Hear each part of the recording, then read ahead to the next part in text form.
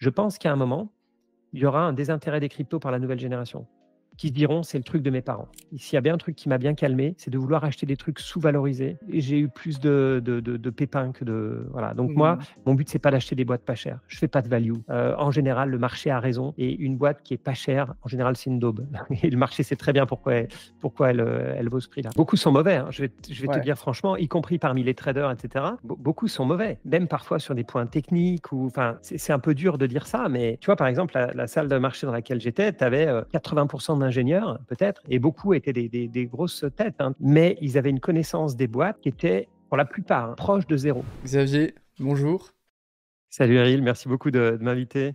Bah, merci à toi d'être présent, ça me fait hyper plaisir. Tu as passé, beaucoup de temps dans ma voiture en allant au travail, donc dans tes podcasts, donc c'est très cool de t'avoir avec nous. Avant de rentrer dans le vif du sujet, une petite question très, très habituelle. Est-ce que tu peux globalement te présenter? Qui es-tu? D'où viens-tu? Et quel a été ton parcours scolaire et professionnel?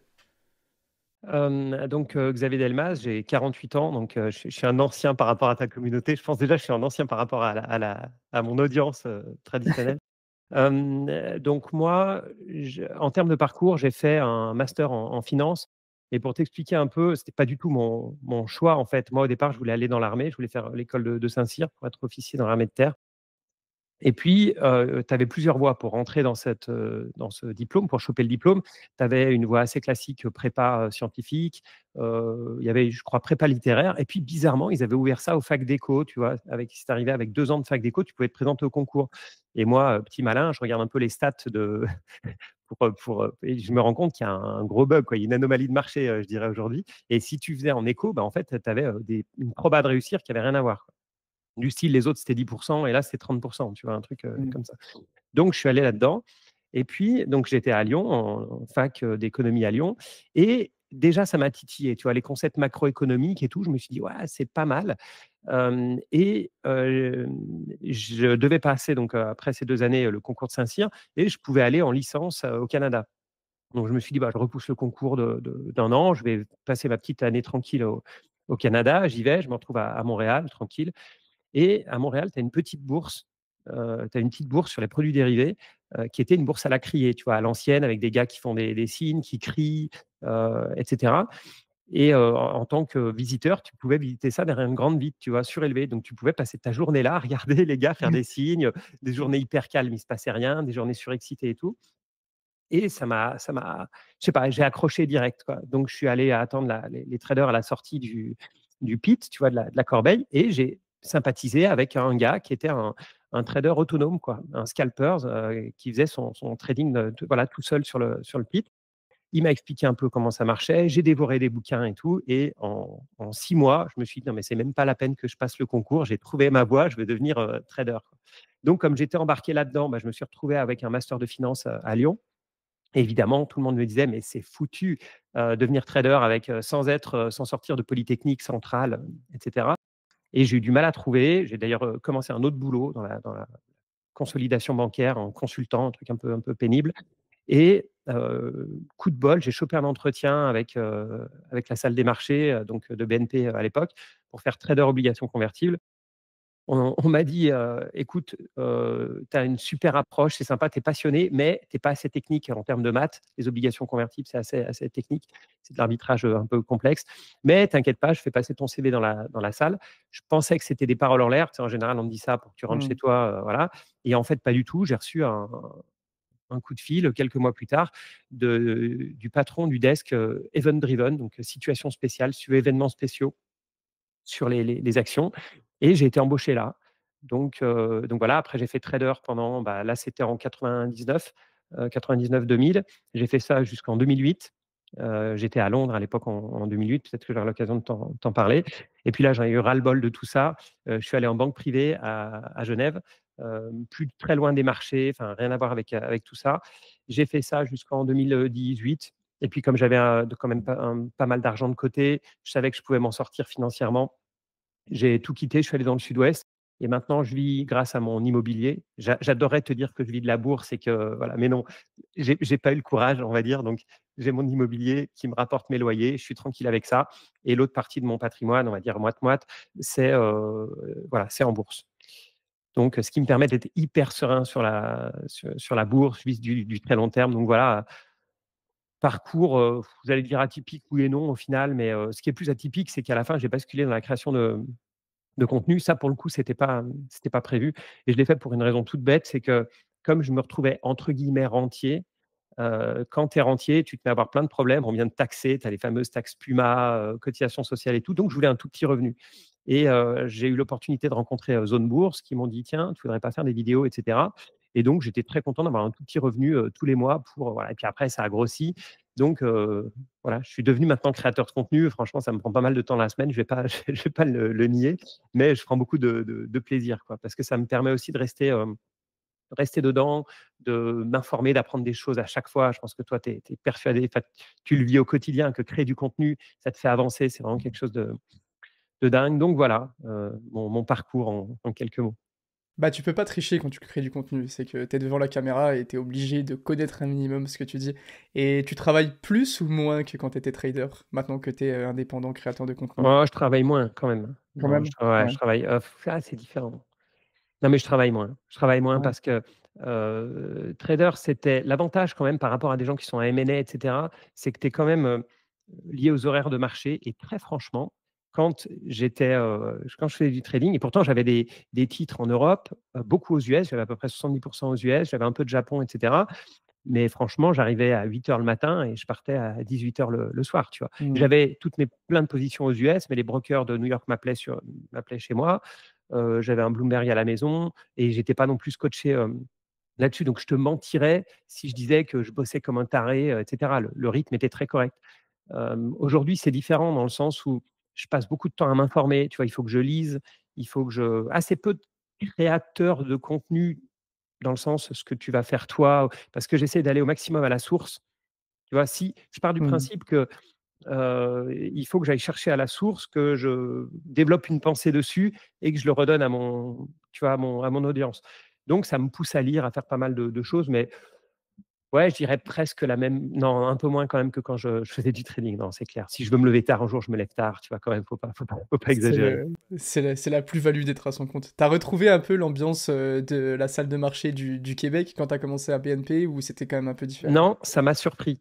Ça m'a surpris parce qu'en fait, il y avait 2 types de desks. Il y avait des desks qui font ce qu'on appelle du prop trading. C'est moi ce que je faisais, c'est-à-dire on parie avec l'argent de la banque. Tu vois? En gros, la banque nous donne des limites de risque et nous, on analyse et cetera. Donc c'est assez calme.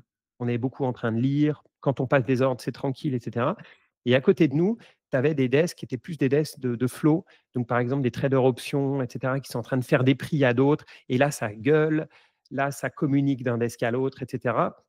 Alors que nous, on était un peu dans notre coin à pas trop, donc au final, c'est rien à voir. Même ça m'a surpris à quel point c'était tranquille au début et après, c'était presque pire parce qu'après, on a beaucoup basculé dans des algos, dans du trading algorithmique, et cetera. Donc là, c'est presque pire parce que tu as les algos qui traitent, tout seuls, tu vois? Qui envoient les ordres tout seuls sur les marchés. Donc les premières fois où on faisait ça, on avait des ding-ding à chaque passage d'ordre. Enfin, je dis ding-ding ou coup de Mmh. pistolet ou laser, bah, chacun mettait son petit son. Mais le truc, c'est que très vite, c'est devenu tellement gros et on traitait tellement que, bah, on a enlevé les sons. Donc au final, c'est presque bizarre parce que tu avais que beaucoup de scientifiques, quant et cetera, traders qui réfléchissent à des stratégies et qui vérifient que la stratégie se passe bien. Mais au final, après, tout est géré par des ordinateurs qui gèrent tout ça. Donc, c'est étonnamment calme par rapport à ce que s'imagine beaucoup de monde. C'est pas le loup de Wall Street, le 1er jour, quoi. Voilà, ça, c'est des brokers, en fait. C'est ça le truc. Mmh. Quand tu es des brokers, forcément, tu es entre 2 personnes, tu vois? Tu es un intermédiaire. Donc si tu as quelqu'un, tu vois, sur tout ce qui est échange, obligations, tout ce qui se traite beaucoup en OTC, donc pas sur un marché, électronique, mais voilà, ce qui a beaucoup disparu, hein, d'ailleurs. Donc, en général, plus tu vois une salle de marché active, moins ils font du trading et plus ils sont intermédiaires quelque part. C'est hyper intéressant cet aspect salle de marché. Ça s'est un peu geekifié au final, c'est devenu de plus en plus Ah, bah, geek avec des oui, aujourd'hui, stratégies, carrément. ouais, ouais. Bon, on rentre, un peu plus dans le vif du sujet. En ce moment, on a, le mot qui fait peur à tout le monde, qu'on entend un peu partout, la fameuse, récession. On entend ce mot partout dès qu'il commence à y avoir un petit peu de panique. Comment est-ce que toi, sans forcément même parler de récession, mais comment est-ce que tu dépeindrais l'horizon économique qu'on a actuellement, la situation? Et est-ce que selon toi, dans un climat comme celui-là, avec beaucoup d'incertitudes, il y a des ajustements bien précis à faire enfin, pour optimiser son aventure d'investisseur? Alors, déjà, il faut comprendre que le concept de récession, c'est un concept économique. C'est pas un concept boursier, tu vois? Donc c'est vraiment, 2 trimestres, où le PIB, diminue, 2 trimestres, successifs Ouais. et la bourse, parfois elle suit l'économie, mais parfois elle la suit pas. Souvent elle la devance, parfois elle se trompe, et cetera. Donc oui, on parle de récession. C'est la première fois, moi, que je vois une récession qui serait auto-infligée par un seul gars qui est, Donald Trump. Parce qu'il faut avouer que si Trump n'avait pas, lâché les droits de douane, on ne parlerait pas de récession comme on en parle, aujourd'hui. Ça, c'est le premier point. Après, pour revenir à ta question, est-ce qu'il faut actionner, pas actionner, et cetera? Moi, j'ai une thèse d'investissement. La thèse d'investissement, et je conseille à tout le monde de le faire, hein, quel que soit votre domaine, c'est, tu vois, comme si je gérais un fonds pour d'autres personnes, j'ai écrit en quelques phrases ma thématique. Comme ça, si quelqu'un veut me donner de l'argent, ce que je refuse totalement, hein, je refuse de gérer de l'argent pour d'autres personnes. Mais si je devais faire un fonds, en quelques phrases, il verrait ce que je fais. Alors, j'ai plus tout en tête, mais c'est du style: j'investis dans des sociétés rentables. Alors, ça peut être bête, mais il y a plein de sociétés non rentables, leaders sur leur marché, non cycliques, blablabla, et tu vois, non cycliques, ça veut dire que les sociétés non cycliques, c'est des sociétés qui, bougent moins avec l'économie que des sociétés, cycliques. Alors, franchement, c'est un peu théorique dans le sens où si on va dans une bonne récession, tout le monde va se prendre la claque. Mmh. Après, il y a quand même des boîtes qui sont beaucoup plus cycliques et des boîtes qui sont moins cycliques. Le principe, il est simple, hein, c'est qu'on est tous pareils, on a un certain budget et si à un moment on te coupe ton budget de 10, il y a des choses que tu vas arrêter et pas d'autres. Donc moi, je vise des boîtes non cycliques, donc on ne va pas arrêter, que les gens vont ne pas arrêter de consommer, s'il y a une récession. Je pourrais te donner quelques exemples, mais tout le monde peut se poser la question, les particuliers ou les entreprises, qu'est-ce qu'ils vont arrêter s'ils ont moins d'argent? Et tu vois, un débat actuel, c'est le luxe. Parce Mmh. qu'avant, quand j'ai démarré la bourse, le luxe, c'était considéré comme hyper cyclique. Les gens il y avait moins d'ultra riches, donc la première chose à faire, c'est que les gens arrêtaient d'acheter des carrés Hermès, et cetera.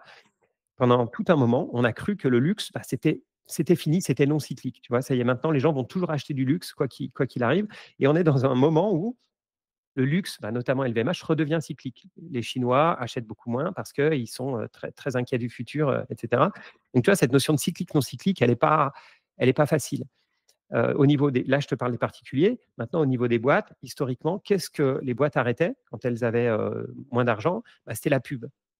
La pub, c'était OK. considéré comme hyper cyclique, normal, hein, parce que, tu arrêtes ton marketing en premier. Tu vas continuer à livrer les clients, tu vas continuer à payer tes salariés, blablabla, mais tu vas faire peut-être un peu moins de pub et la pub aujourd'hui, c'est Meta, c'est Alphabet, en gros, hein, les 2 gros joueurs et ces boîtes-là, elles sont donc considérées cycliques. Mais moi, j'en ai en portefeuille. Pourquoi?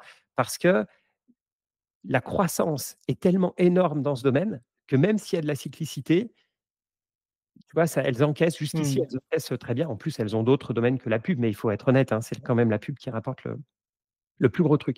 Donc si tu veux, pour résumer, tu as 2 types d'investisseurs. Tu as ceux comme moi qui, qu'il y ait une récession ou pas, j'essaye d'éviter les récessions. Donc mon portefeuille, il va essayer d'être le plus recession proof possible.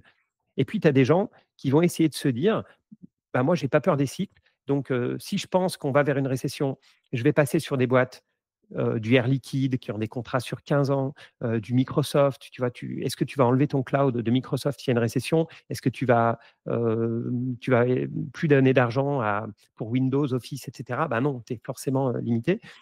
Hem, donc tu pourrais te dire: «Je prends ce type de boîte qui est très solide et s'il y a récession, là, je vais basculer sur des boîtes qui sont, elles, hyper cycliques, du type, je te donne des classiques, hein, je dis pas du tout c'est des secteurs que j'aime pas trop, mais du type, l'automobile, Mmh. la banque, et cetera. Parce que quand tu as moins d'argent, c'est pas que tu achètes plus de voiture, c'est que tu te dis: «Je vais peut-être la garder 1 ou 2 ans de plus» et si tu as tout le monde qui dit: «Je vais garder 1 ou 2 ans de plus», c'est compliqué et les banques, quand ça va pas bien, elles ont peur, elles font moins de crédit. Le crédit, c'est beaucoup d'argent pour elles. Enfin bon, voilà. Donc et au milieu, il y a plein de boîtes. Il y a plein de boîtes, on ne sait pas trop comment elles réagiraient en récession. Donc moi, je me prépare pas plus à une récession aujourd'hui qu'avant. J'essaye de m'y préparer tout le temps. Voilà, en gros. Tu as une stratégie qui est basée sur une préparation à la récession, peu importe dans quelle structure on se trouve. Comme ça, quand elle arrive, tu es tranquille et tu te dis, bon bah voilà, j'ai mes actifs qui sont sur un horizon d'investissement très long terme, indépendant des tendances, éventuellement des cycles si possible, ou si c'est dépendant des cycles, j'aime bien c'est dans le livre, je crois, de Ray Dalio, je sais pas si tu as lu, tu sais, les cycles, mais qui montent au fur et à mesure, c'est un peu ce que tu voulais, je pense, illustrer. À l'inverse, est-ce que dans les périodes de récession, justement pour les entreprises cycliques, théoriquement, ça pourrait être aussi des bonnes fenêtres d'achat et des opportunités? Parce que bah, théoriquement, sur des entreprises qui suivent des cycles, on pourrait être dans un bas de cycle, et donc, si on a un peu de liquidité de côté, se positionner. Est-ce que toi, c'est quelque chose sur lequel tu aimes jouer, ou est-ce que tu Pas restes du un peu tout, éloigné? pas du tout Ok. pour plein de raisons. C'est que, je trouve déjà que c'est dur d'avoir raison, tu vois? Globalement, je trouve ça dur d'avoir raison. Donc quand tu joues les cycles, il faut que tu aies raison sur le cycle, il faut que tu aies raison sur le timing du cycle et en plus, il faut que tu chopes des boîtes qui ont baissé vraiment pour des raisons cycliques et pas parce qu'elles sont devenues moins bien. Tu vois? Si je prends un Hmm. exemple, dans les voitures, tu prends Stellantis, tu vois? Stellantis, c'est des boîtes aujourd'hui qui valent plus rien en termes de PER, de ratio course sur bénéfice, c'est des boîtes pas chères. Si tu veux, plus personne en veut. Et donc, moi, pour acheter du Stellantis, il faudrait que je me dise: «Ouais, donc il faut être sûr que ce soit, qu'on soit vraiment en récession, que ça va repartir rapidement et en plus, il faut que Stellantis, ils vendent des bagnoles, enfin, tu vois, qu'ils ne se fassent pas prendre des Ouais. parts de marché par d'autres». Et quand je te dis que j'essaye d'avoir des boîtes qui sont entre guillemets «protégées» parce qu'elles vendent des abonnements et cetera, je vais te dire franchement, ce que je crains le plus, c'est pas la récession. Ce que je crains le plus, c'est la concurrence. C'est qu'ils se fassent Hmm. manger ailleurs. Donc quand je te dis que j'ai du Microsoft ou que j'ai du Visa, enfin Visa par exemple, c'est typiquement une boîte qui est impactée par la récession parce que si tout le monde paye moins avec ses cartes, bah, voilà, ça va s partir, comme tout le monde. Mais tout le monde en fait va baisser, hein, dans les mais pourquoi est-ce que je fais ça?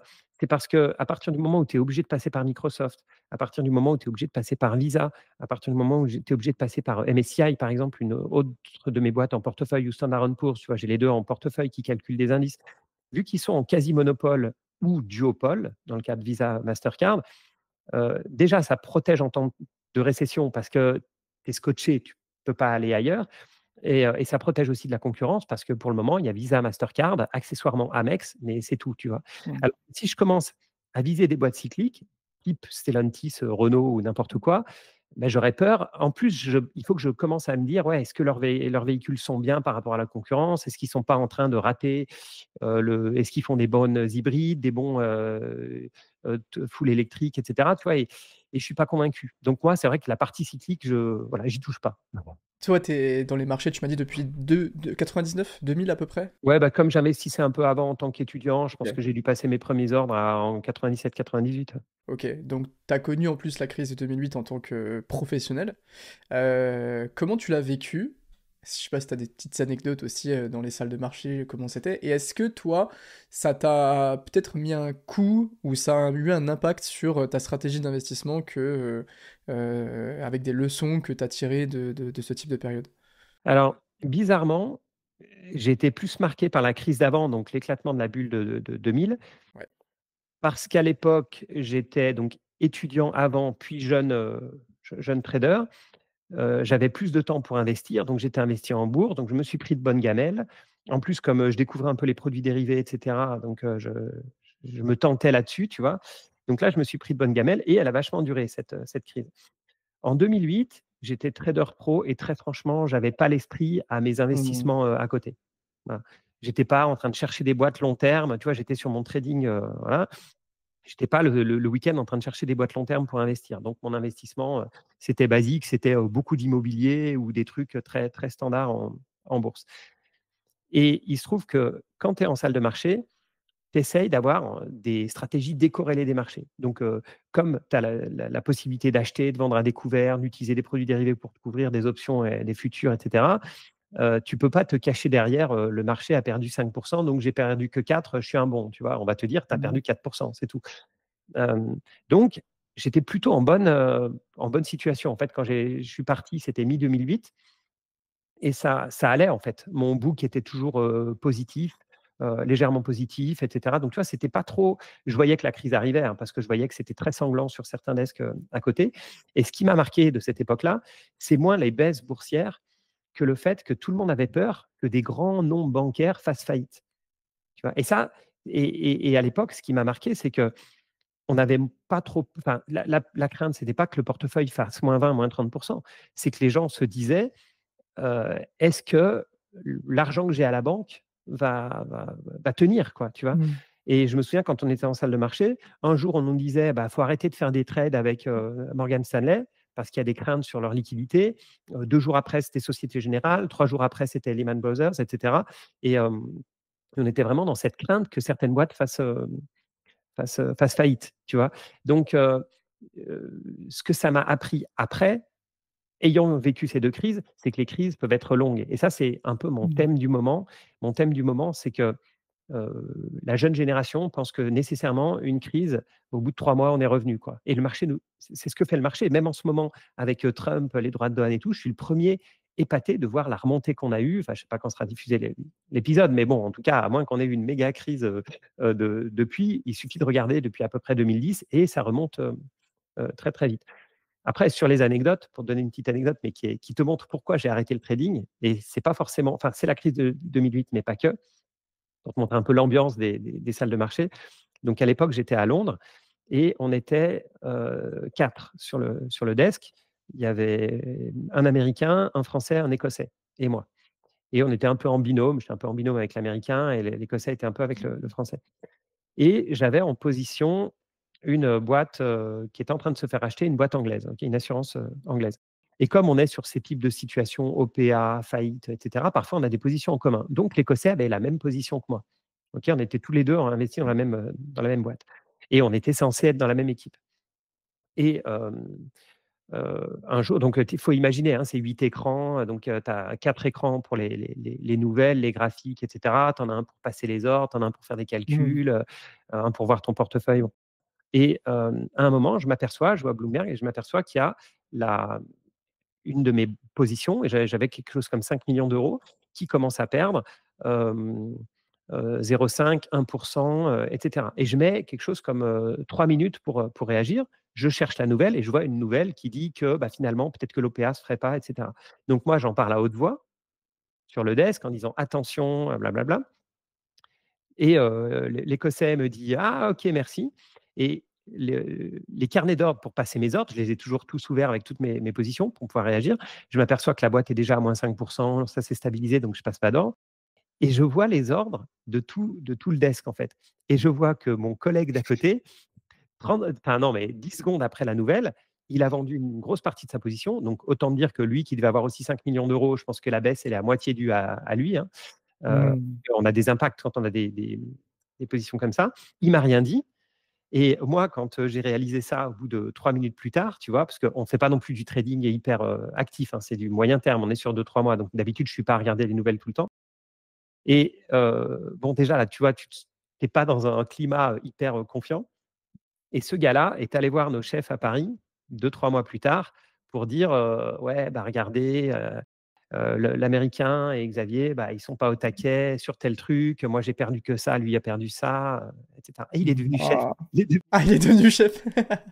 Donc ça, c'était début 2008. Ce gars-là est devenu chef de la petite équipe. Donc autant te dire que déjà chef de 3 personnes, je trouve ça un peu ridicule, mais bon bref. Donc moi qui étais très autonome avant, on me fait ce genre de truc. Bon, 3 mois plus tard, j'étais parti et j'étais déçu parce que je voulais continuer à travailler à Londres pendant quelques temps, mais je sentais que c'était le bon timing, aussi. Donc je suis allé, dans un coin plus tranquille en Suisse, et voilà, tu vois, ça reste un monde de requins. On le dit que c'est un monde de requins, mais quand tu le vis, voilà, ça c'est un peu le quotidien, quoi. Ouais, de toutes les anecdotes, que j'entends, c'est très, très shark. Quand, j'ai un pote aussi qui travaille je sais plus si c'est chez Morgan Stanley, je crois que c'est chez Morgan Stanley et qui me disait qu'aussi c'est très politique, tu vois? Par exemple, les CC que tu mettais dans les mails avaient un ordre d'importance, tu vois? Et c'est complètement lunaire quand tu es extérieur à ça et vraiment le fait de mettre tu ne mets pas n'importe qui en CC1, CC2, CC3 parce que ça montre à quel point voilà, il a travaillé, tu as envie de montrer qu'il était dans le projet et cetera. Est-ce que, le fait, toi, d'avoir travaillé, du coup, dans un milieu professionnel et après d'être retourné un peu plus au contact d'investisseurs particuliers, ça t'as montré à quel point gagner et surperformer le marché à long terme en étant un particulier et en faisant du court terme, du trading, du scalping, peu importe, c'était compliqué, voire quasiment impossible quand on compare par exemple à tous les outils qu'ont les professionnels, peut-être certaines, je sais qu'il n'y a pas de délits initiés, mais certaines news, certaines informations en plus. Est-ce que toi, t'as senti un petit peu cet aspect-là où tu t'es dit, il faut absolument que je fasse du long terme parce que sinon je vais me faire bouffer? Mais c'est pire que ça dans le sens où quand j'ai quitté, je suis arrivé en banque privée et en banque privée, j'ai entre guillemets totalement lâché le marché et je me suis retrouvé, bah, forcément, j'ai plus mes 8 écrans, j'ai pas le temps non plus. Mmh. Là, bon, Bloomberg et cetera, c'est une chose, mais par exemple, j'avais des brokers, bah, principalement à New York parce que quand tu passes des gros flux, quand tu veux acheter, 5 000 000 €, à moins que ce soit vraiment sur une méga cap, mais moi, c'était pas toujours des méga caps, bah, tu demandes à un broker de s'en occuper. À l'époque, c'était ça. Aujourd'hui, bah, après, c'est devenu les algorithmes qui sont occupés de ça et l'avantage de ça, c'est que si tu veux, c'est pas des dédits d'initiés, mais parfois, j'ai le broker qui m'appelait et qui disait: «Bah, il y a tel gros hedge fund», bah, tu parlais de Ray Dalio, bah, il y a Bridgewater qui est en train de sortir sa j'ai un gros flux acheteur de Bridgewater sur telle ou telle position, tu vois? Donc, hem, j'avais toute cette info-là, plus des algos de trading, plus, enfin bon, plein d'avantages, si tu veux et et effectivement, quand je me suis retrouvé tout seul, ça m'a fait bizarre parce que je me souviens très bien quand j'étais trader, tu vois, je lisais, Les Échos, le Wall Street Journal, peu importe et certaines fois, ils disaient: «Ah ben hier, je sais pas, Meta a baissé de tant de pourcents» et en fait, ce que font les journalistes, c'est qu'ils savent pas ce qui se passe, donc ils voient que ça baisse de 3. Ils regardent les news, ils voient que Meta, ferme, une filiale au Bangladesh. Non mais tu vois, je dis n'importe quoi, un truc qui a aucune importance et ils vont dire: «Ah bah, c'est pour ça», tu vois? Et moi, très souvent, je voyais ce que disaient les journalistes et je me disais: «Mais non, c'est faux en fait. Il sait pas, mais Mmh. moi je sais que, bah, typiquement, tu vois, Bridgewater a fermé sa position et ils l'ont fermé parce que, ils ont viré le gars s'est barré, tu vois? Le gars qui a le portefeuille, il se barre donc Ouais. et ça, c'est toutes ces infos-là, tu les as plus.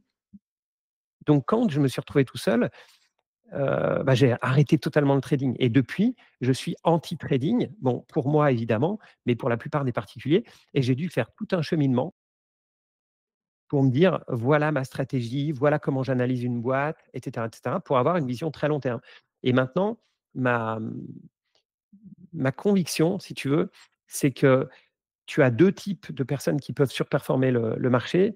Tu as ce que je fais aujourd'hui ou j'essaie de faire, tu as l'investissement qualité, très long terme, Warren Buffett, enfin, pour dire un nom qui parle à tout le monde et cetera. Tu vois ce côté-là et là, je pense réellement que tu peux surperformer. Pourquoi? Bah, parce que tu as personne qui te dicte, quoi faire, qui va t'obliger de sortir au mauvais moment. Si tu es bien discipliné, tu peux et de l'autre côté, je crois au trading ultra court terme, potentiellement haute fréquence, avec des outils supérieurs aux autres, voilà, potentiellement des accès au marché supérieurs aux autres et cetera. Pour moi, donc il y a un certain type de professionnels, pas tous, hein, loin de là, qui peut battre le marché et puis des particuliers très, très long terme qui peuvent le battre, même si dans les 2 cas, c'est très dur, hein. Mais, Donc t'es jamais en fait, tu soit si tu veux surperformer, t'es soit d'un côté ou de l'autre du spectre. Tu peux pas être un particulier qui trade tranquillement au milieu du spectre avec les news qu'il a parce que tu forcément en retard. Je suis aussi dans cette politique, anti-trading donc ouais. j'ai vu beaucoup, beaucoup de gens se faire brûler et en plus du fait que le trading a un aspect un peu porte d'entrée vers l'investissement, je pense, parce Oui, que clairement. ça peut favoriser un petit peu les nouveaux qui arrivent en se disant: «Je veux créer de l'activité». Tu vois? Le trading fait que tu te sens actif. Donc si tu es actif, forcément, tu mets les chances de ton côté, ce qui est pas du tout vrai. Mais c'est hyper intéressant d'avoir ça comme information. Rien que sur ma petite échelle en crypto, tu vois? Je l'ai vu en avançant un petit peu avec ma chaîne YouTube où du coup j'ai eu accès, à peut-être des conversations, des réseaux, des discussions avec des fondateurs et j'ai vu l'envers du décor et tu te rends compte que quand il se passe quelque chose sur, une crypto, sur un mouvement de prix, qu'en fait, il y a déjà 8 raisons, qui ont fait que ce mouvement a eu lieu, que tu ne connais pas. Tu crois qu'il y a une réaction parce qu'il y a eu un listing sur une plateforme, mais il y a déjà des gens qui sont en train de trader. Tu vois, des fois, il y a des gens qui tradent sur un delisting. Le truc sort de Binance pour X ou Y raison, c'est censé être mauvais. Tu as des gens qui sont des groupes de traders qui vont trader pour pousser le prix à la hausse. Du coup, tu as une sorte de pump sur un delisting où toi tu te dis mais qu'est-ce qui s'est passé? Et tout est manipulé en amont. Et je ne touche qu'à la partie juste en dessous de l'eau de l'iceberg, tu vois. Mmh.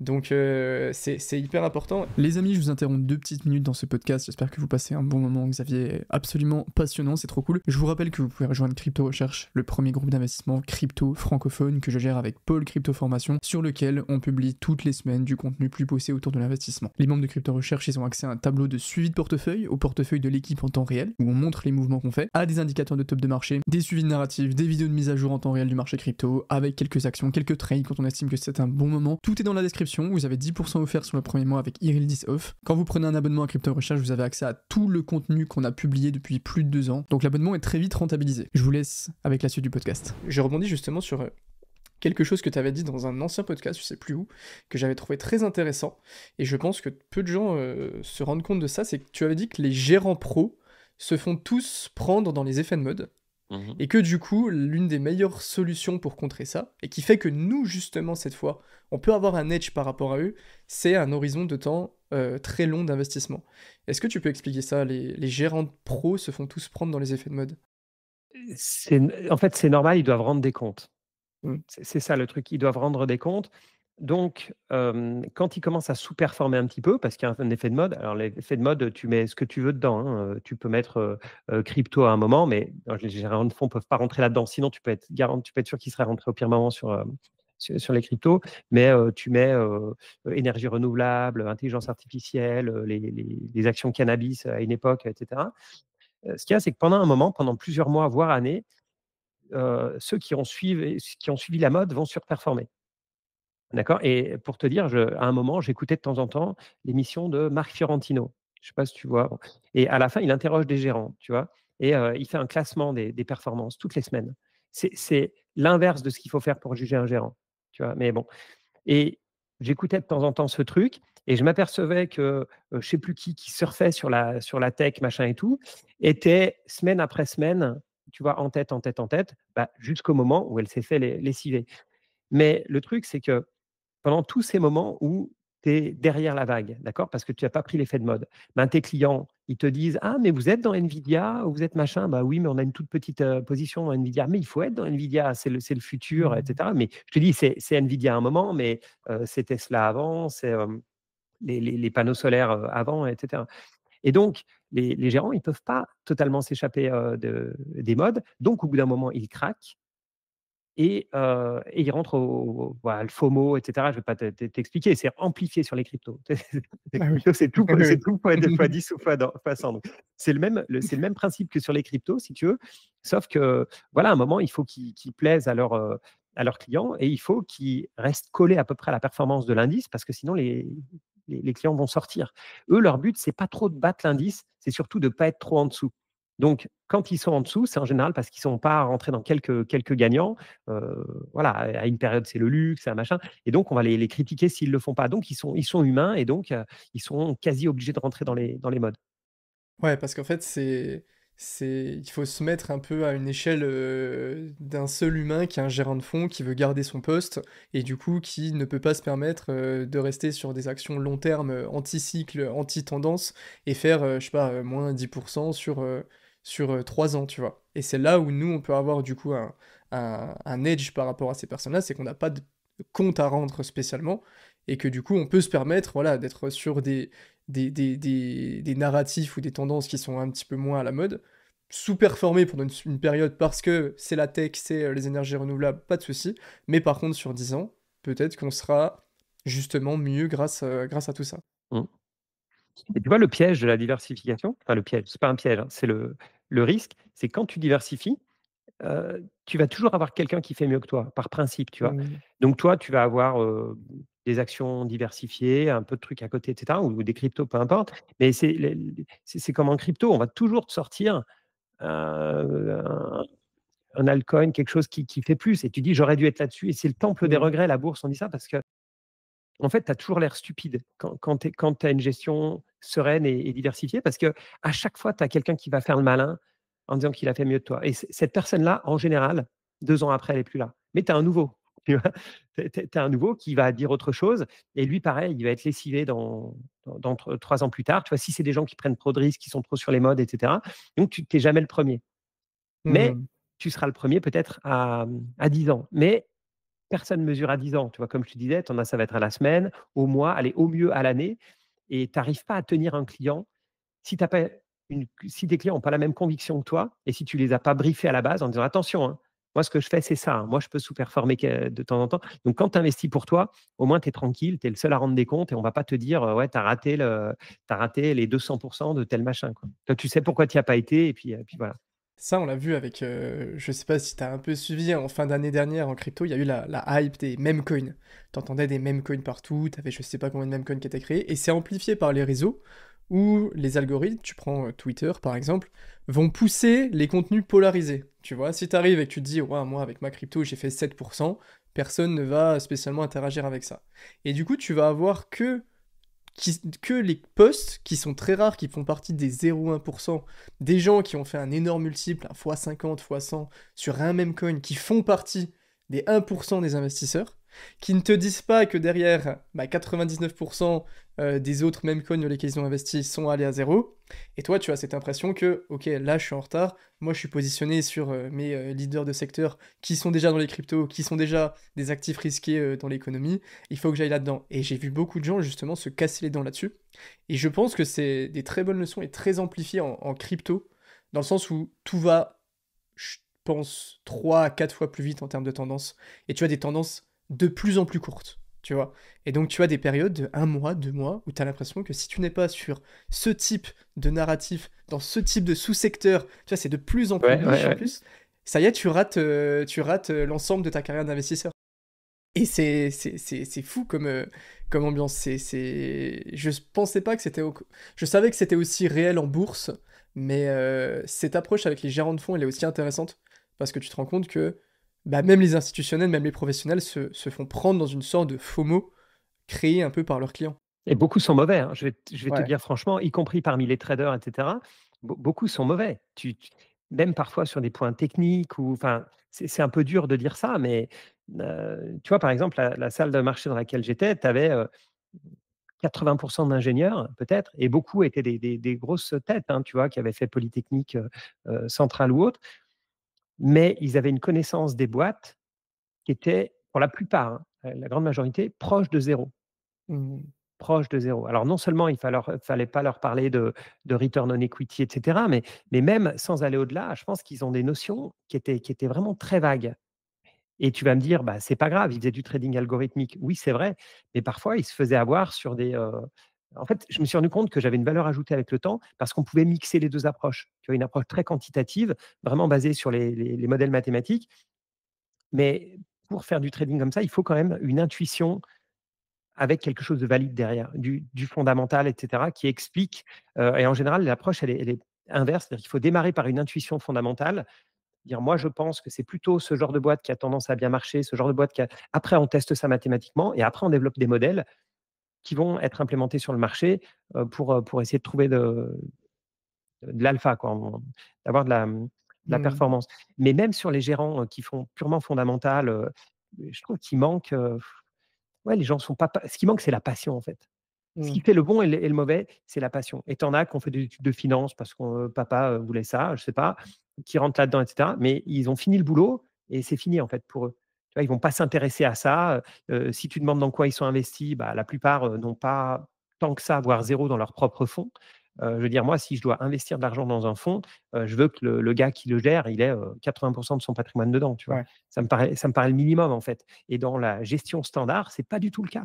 Pas du tout. Il y en a beaucoup qui ont quasiment zéro dedans. Donc, ouais, il faut pas mettre trop de tous ces gérants-là, les institutionnels et cetera, faut pas se dire que c'est tous des stars qui savent ce qu'ils font et cetera. Non, loin de là, très, très loin de là. Faut pas en tant que particulier, on peut aller à des niveaux, heu, supérieurs et finalement la bourse, moi ce que j'ai appris avec le temps, hein, c'est qu'il faut rester simple.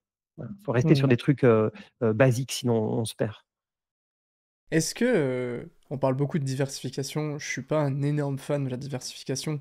Est-ce que toi, tu vois, par exemple, tu pourrais recommander, imaginons quelqu'un qui, travaille dans l'automobile, qui a une vraie passion, une grosse expertise pour l'automobile, de plutôt se concentrer majoritairement sur ce secteur-là pour investir, parce qu'il va avoir un edge, une passion, une intuition, de plus que la plupart des investisseurs sur ce secteur-là spécialement?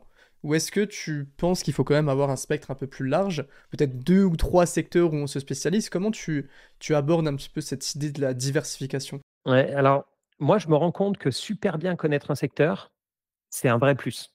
Mmh. OK, donc je suis d'accord avec toi, quelqu'un qui suit le marché, heu auto et cetera, il va voir les modes et cetera, bien avant moi. Parce que ce qu'il faut voir aussi, c'est que moi, quand je regarde les chiffres des boîtes, tu as par exemple le premier trimestre qui est, la boîte a fait ses chiffres du 1er janvier au 31 mars et ils vont être publiés peut-être le 15 avril ou le 1er mai et ça, c'est tu vois, tu es toujours en train de conduire avec le regard dans le rétro, en fait. Ouais. Si tout d'un coup, pour une raison quelconque, bah, tu vois, Tesla, c'est le meilleur truc, enfin, en tout cas en Europe, les gens achètent moins de Tesla, et cetera. Si tu attends de le voir vraiment dans les chiffres publiés de la boîte, tu auras 2-3 mois de retard. Donc ça, c'est le bon côté d'investir dans ce que tu aimes. Après, il y a 2 gros problèmes d'investir dans ce que tu aimes. Le premier, c'est que si je prends l'exemple du gars, admettons qu'il est, carrossier, d'accord? Il connaît vachement bien le truc et que, lui, il croit vachement à Stellantis, machin. Le truc, c'est que si ça se trouve et si ça va mal, bah, il va perdre à la fois son job ou son job va bien marcher et en plus, ses actions vont moins bien, marcher. Tu vois? Je pense vraiment à quelqu'un qui est dans la boîte, tu vois? Je connaissais, quelqu'un qui était chez, Schneider Electric, par exemple et lui il avait, 40 ou même peut-être même plus de son patrimoine dans cette boîte-là, tu vois? Et pas qu'à cause de plan épargne entreprise, machin et tout, hein, parce qu'il y croyait à fond. Mais c'était même plus que ça et tu te dis: «Mince, si un jour il y a un pépin, Mmh. mais même une fraude, tu vois? Je sais pas quoi, si ça se trouve, il va perdre son job et une partie de son patrimoine» et surtout, ça, c'est pas trop le gros problème. Le gros problème, je trouve, c'est que quand tu investis dans un truc qui te passionne, en général, tu adores le produit. Tu vois, tu es fan, je sais pas, d'Apple, de peu importe le truc et c'est bien d'avoir un bon produit, mais ça fait pas tout Mmh. et certaines fois, il y a plein de gens qui sont fans d'un produit et ils ont même pas regardé si la boîte était rentable ou non. Tu vois? Et en fait, la boîte, elle perd de l'argent. Pourquoi? Parce qu'elle dépense tout en marketing et qu'en fait, les ventes, elle les maintient parce qu'elle fait un marketing de malade pour les vendre, ou bien elle distribue des tonnes de stock options à ses employés. En fait, elle est en train de ruiner les actionnaires et cetera. Donc, bien aimer un produit ou une boîte, c'est un bon début et moi, dans l'ensemble, j'aime bien les produits, hein, que font les boîtes que j'ai. Mais si tu te bases trop là-dessus, tu es aveuglé par le reste et je connais pas mal de gens, hein, comme ça. Tu peux te créer une sorte de biais de confirmation où tu vas regarder que, le tunnel de ce que tu as envie de voir. Si ton Mac, ou ta montre, est cool, tu vas investir dans Tissot ou Apple alors que, il y a plus d'éléments à regarder que simplement le produit. Donc ça peut être à double tranchant. Si on a une je paraphrase un peu ce que tu dis, tu me dis ce que tu en penses. Si on a une expertise dans un domaine, ça peut être bon de la creuser, tout en essayant de prendre du recul et de la hauteur par rapport à sa vision, en se demandant si on n'a pas un peu mis tous les œufs dans le même panier, et si par exemple bah, le secteur dans lequel on a investi, qui est aussi le secteur dans lequel on travaille, se casse la gueule, bah on peut quand même finir en difficulté, quoi. Ouais. Ça n'empêche pas de faire le boulot, tu vois? Il Ouais, faut faire quand même un travail d'analyse. ouais. Parce que juste connaître un secteur, ça suffit pas et en plus, il y a un autre truc qui se rajoute, surtout dans le monde actuel, c'est que tu sais, on est tous dans nos bulles, quoi. Donc si le gars, il est fan de Jeep, tu vois? Il fait partie d'un Ouais. club, 4x4 Jeep qui appartient à Stellantis, bah, lui, il va parler que à des passionnés de Jeep et il va se dire: «Waouh, il y a eu 4 nouveaux dans le club pour faire du 4x4, dans les fans de Jeep ou Jeep, Harley-Davidson», peu importe, tu vois? Des marques un peu mythiques, comme ça. Mais c'est pas pour autant que le monde n'est pas en train de changer et qu'à l'échelle du grand public, ben, ça shift sur une autre marque, tu vois? Mmh. Ouais. Et on est dans une économie, surtout depuis 2008, mais qui est en train de s'accentuer, de plus en plus drivée par la dette, avec la dette américaine qui est en train d'exploser. Est-ce que ça change quelque chose dans une analyse? Ou peut-être on va observer un peu plus la liquidité, un peu plus de cycle, on va regarder des nouveaux indicateurs, ou alors il y en a certains, peut-être de valorisation, de productivité, de revenus qui vont être un peu plus obsolètes.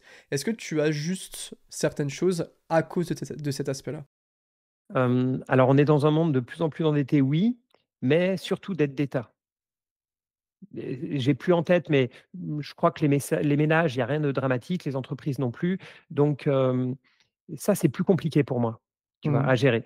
Si c'est des dettes d'entreprise, bah, moi, clairement, parmi mes 5-6 critères principaux, il y a l'endettement, tu vois? Moi, je veux des entreprises, saines, financièrement. Donc moi, je les évite. Mais les États, je suis plus embêté, tu vois? Les États, tout ce que ça me fait dire, notamment en Europe et aux États-Unis, c'est que vu qu'ils s'endettent comme des fous, ça, finalement, c'est que des impôts différés. À un moment, il faudra bien qu'ils, voilà, ou Mmh. de l'inflation différée. Donc, moi, j'ai très peu confiance dans les monnaies. C'est-à-dire que moi, je laisserai jamais mon cash dormir en euros ou en dollars. Ouais. Il faut qu'il soit investi de toute manière. Et ça, c'est un truc qu'on oublie, c'est qu'on voit nos performances sur les différents actifs. On se dit, waouh, on est trop fort, etc. Mais en fait, il y a une énorme partie de la performance qui est juste la monnaie qui se déprécie, c'est tout. Hein. L'argent vaut de moins en moins. Il n'y a qu'à regarder l'or. Hein. Un Mmh. lingot d'or, c'est un lingot d'or. Hein. Il vaut plus cher uniquement parce que le dollar vaut moins, quoi. Enfin, le dollar, oui, principalement le dollar. Donc, ouais, cette histoire de dette, je regarde parce que ça m'inquiète, mais ça m'inquiète plus pour le niveau de l'euro et du dollar.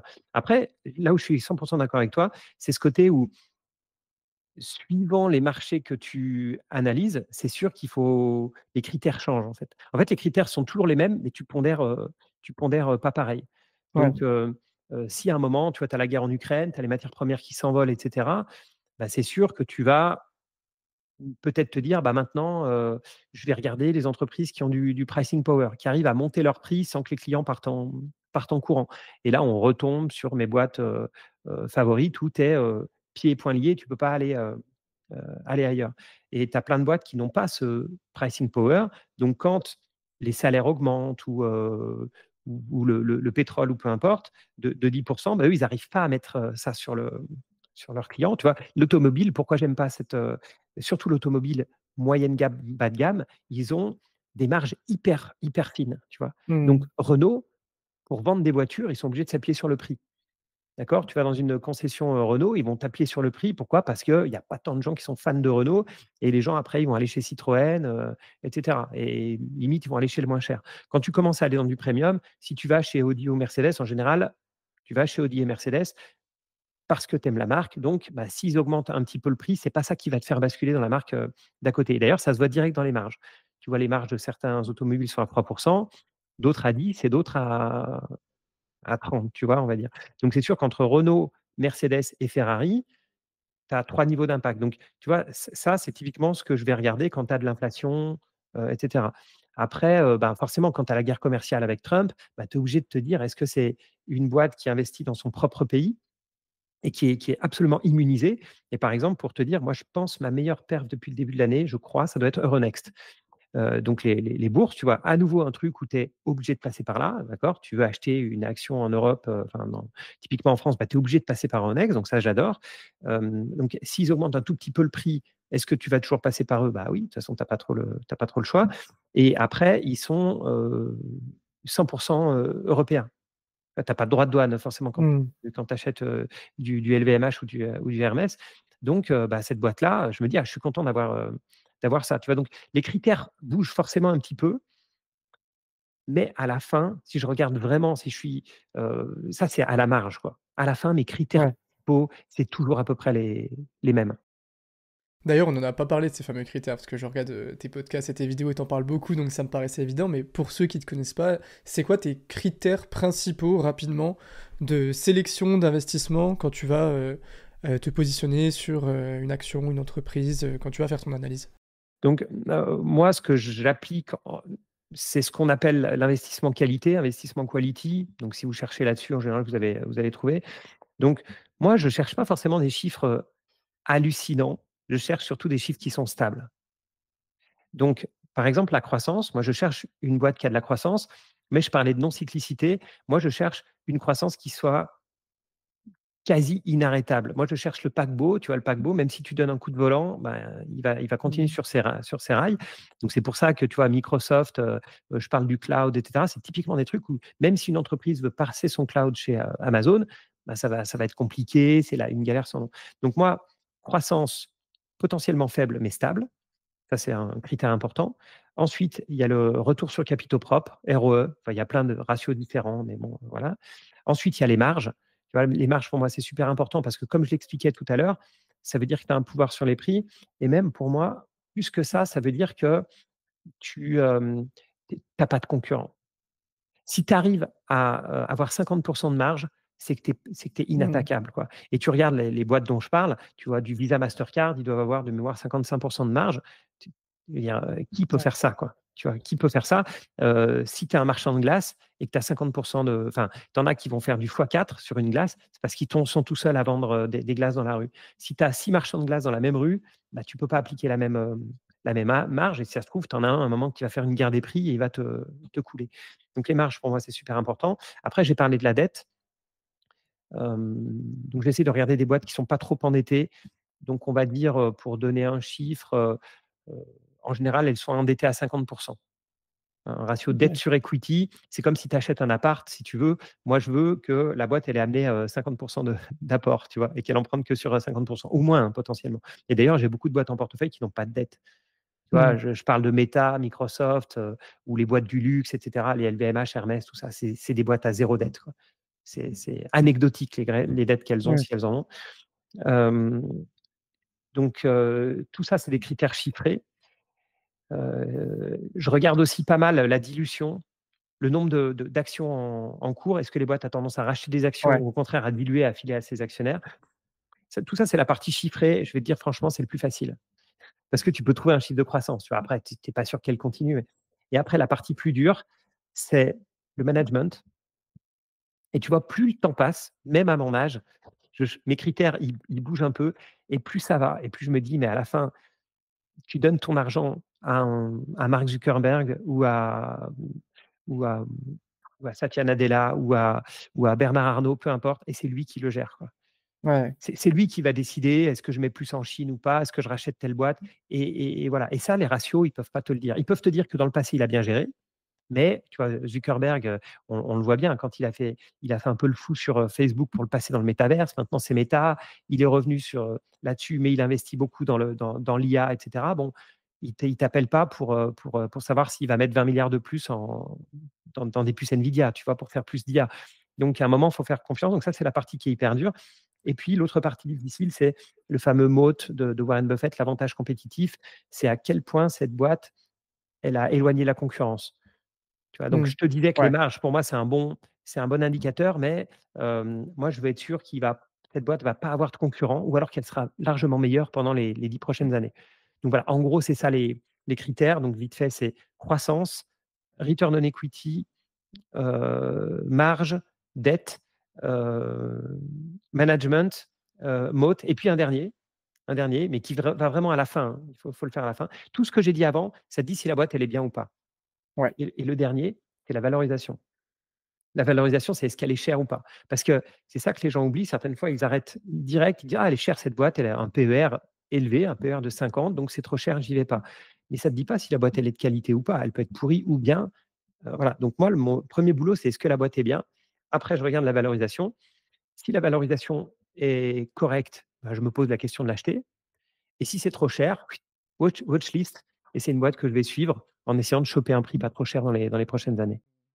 C'est hyper intéressant, sachant que en fait, tu as cette partie chiffres et il reste quand même une grosse partie d'aléatoire dans l'ensemble, tu vois, parce que tu es dépendant de plein de couches les unes après les autres. Tu fais des analyses un peu comportementales de toute proportion gardée évidemment, mais de CEO, de l'équipe. Est-ce que tu vas quand même essayer de regarder, de comprendre un peu Non, non, comment ils fonctionnent dans leur tête? je suis pas un malade à ce point-là, mais ce que j'ai remarqué, c'est que plus tu suis une boîte depuis longtemps, et en général, en tout cas moi je marche comme ça, hein, pour la suivre, il faut que je sois investi dedans. Donc plus je suis investi dans une boîte longtemps, plus tu vois la mentalité du PD. Ouais. Mais c'est dur à analyser, tu vois, a posteriori. C'est dur de prendre un PDG que je connais pas et me dire: «Tiens, comment il a été dans les dernières années?» Mmh. Parce que tu vois, Bernard Arnault, moi, je me souviens quand tout le monde disait que c'était la croissance était incroyable et cetera, c'était le premier à dire à chaque analyse de résultats: «Vous emballez pas, la croissance qu'on a aujourd'hui, elle est exceptionnelle, ça va pas durer» et cetera. Tu vois, il le dit, concrètement, il le dit. Et après, quand ça va moins bien, bah, tout le monde massacre, LVMH et Bernard Ouais. Arnault en ce moment. Mais mais moi, j'aime beaucoup la transparence. Tu vois, par exemple, Mark Zuckerberg, pour reparler de lui, donc c'est un gars qui a des convictions fortes. Tu vois, quand il a racheté WhatsApp, je veux dire, c'est des trucs, de WhatsApp, Instagram et cetera, c'est des coups de génie, quoi, on peut pas dire Ouais. le contraire. Tout le monde l'a pris pour un fou à l'époque, mais il avait raison. Et par moments, il a tort. Tu vois, quand il a mis le paquet sur le métaverse, il a dépensé, je sais plus, 40-50 milliards peut-être sur le métaverse. Alors à l'époque, c'était énorme. Maintenant, quand on voit ce qu'ils dépensent tous dans l'IA et dans Mmh. dans les serveurs, ça fait rigoler, mais parce qu'ils dépensent énorme. Mais tu vois, le marché lui a dit: «C'est pas bon». Les actionnaires ont dit: «Il faut se concentrer sur la pub et tout ça». Il a écouté, il a arrêté les dégâts et il est reparti sur la machine à cash, la vache à lait qui reste les pubs sur, Facebook, et cetera, quoi. Mmh. Et moi, j'aime bien ça, tu vois? J'aime bien ça. Il s'est pas emballé, il aurait pu pas couler la boîte, mais en tout cas, et il a bien fait le truc. Tu vois Elon Musk, chacun a son avis sur, Elon Musk, mais en tout cas, ce qui est clair, c'est qu'Elon Musk, il a abandonné, Tesla, tu vois? Pour faire d'autres choses, hein, Ouais. Doge, blabla, tous ces trucs-là. Mais ça typiquement, ça me plaît pas. Il va revenir auprès de Tesla, mais moi, bon, Tesla, c'est une boîte dans laquelle j'investis pas pour d'autres raisons. Puis je trouve que les modèles sont vieillissants, enfin bon, tout ça. Mais tu vois le gars qui quitte le bateau pour faire le clown, en plus il va en Allemagne pour dire, pour encenser le parti d'extrême droite et cetera. Évidemment que les Tesla vont être rayés, qu'il y a une partie de la population qui va plus l'acheter et cetera, tu vois? Et tu peux analyser tous les chiffres de Tesla. À un moment, il faut regarder ce que fait Elon Musk, et si tu achètes Tesla aujourd'hui, c'est que tu crois en Elon Musk. Mmh.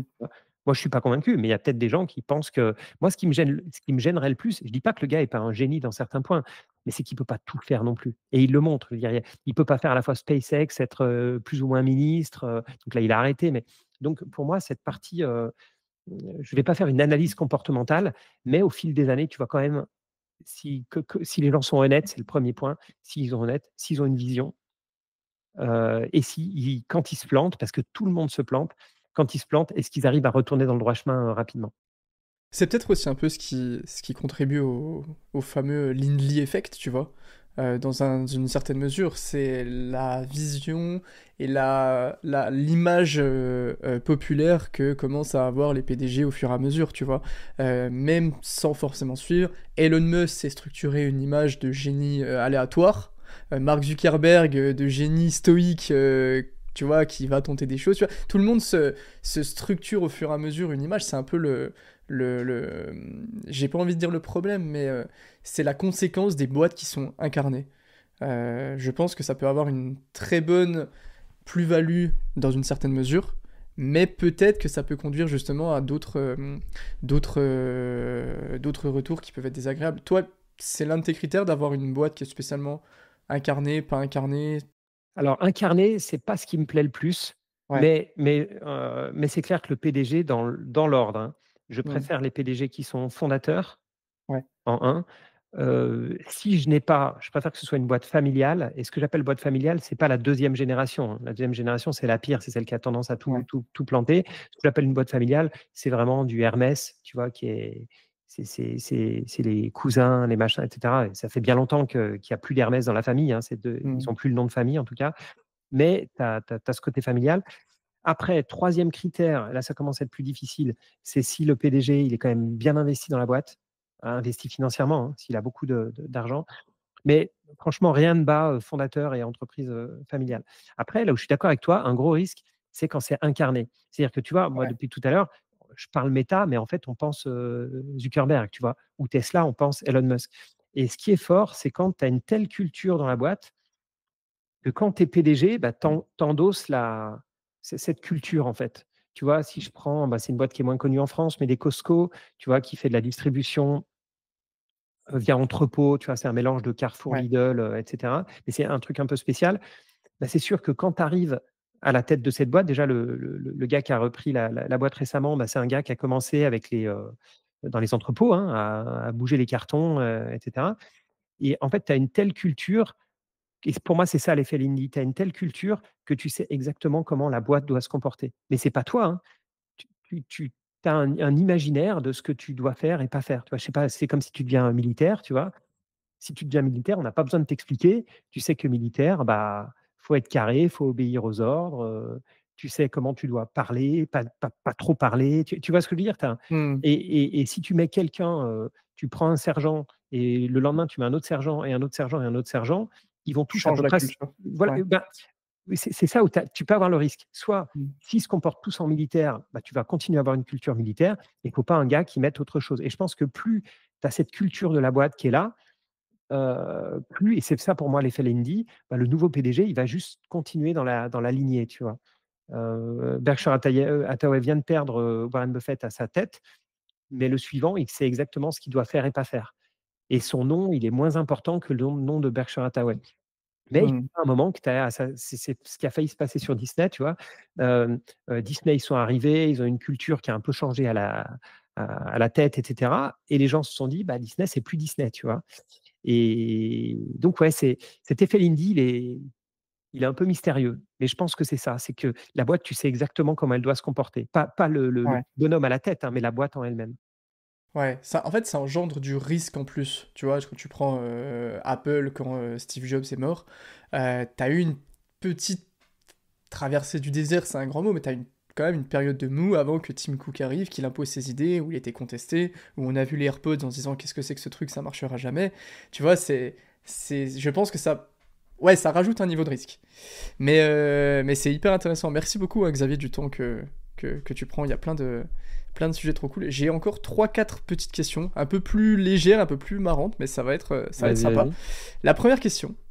Alors, imagine que là, on a une nouvelle boîte de cryogénisation qui existe, ça marche, et tu acceptes, tu es cryogénisé pendant 50 ans. Ouais. Avant de te lancer là-dedans, tu dois créer un portefeuille de 4 actifs. Juste avant. Qu'est-ce que tu choisirais? Donc que tu reverrais que dans une cinquantaine d'années comme ça, pour faire pas forcément le maximum de performance en fait, mais pour voilà, qu'est-ce que tu choisirais? Franchement, 50 ans, bah, j'irai pas sur des actions individuelles. Ok. Très franchement, 50 ans, c'est trop chaud.